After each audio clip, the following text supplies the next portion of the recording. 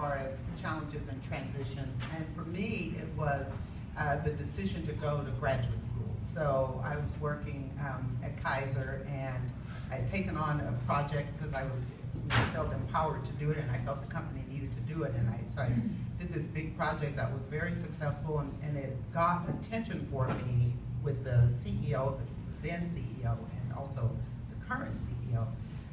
And so they began to mentor me.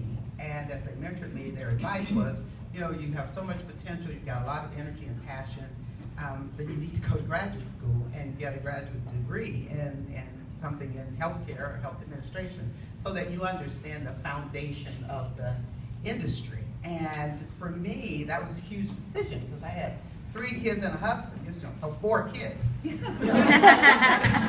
And deciding to make that sacrifice with going to graduate school. And one of my points here is if you have a mentor, good mentors, and they're giving you solid advice, you know, don't waste their time if you're not going to do what they recommend you do. And they also wrote letters for me to get into graduate school. And so I was accepted and eventually went, although I waited a year before I went. But I did go, and I had the conversation with my kids and make sure they understood, you know, mommy's not going to be able to go to your games and do all the stuff on weekends and what have you because I'm going to be in school.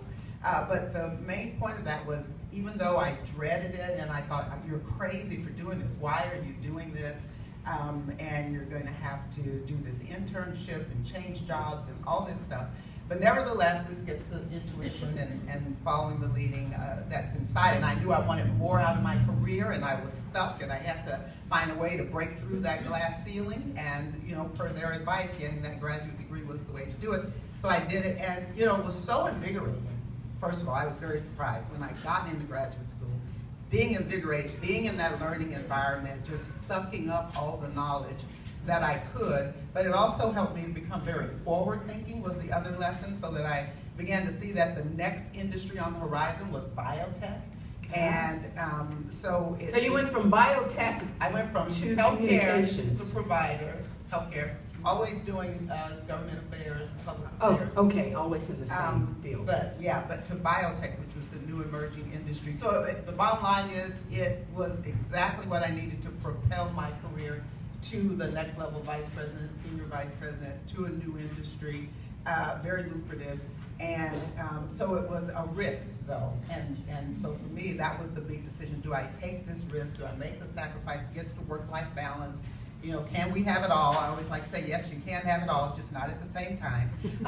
So, but making those decisions, and it was actually the best thing for me and my family, because then I was able to pay for my kids' college education and all of those things. So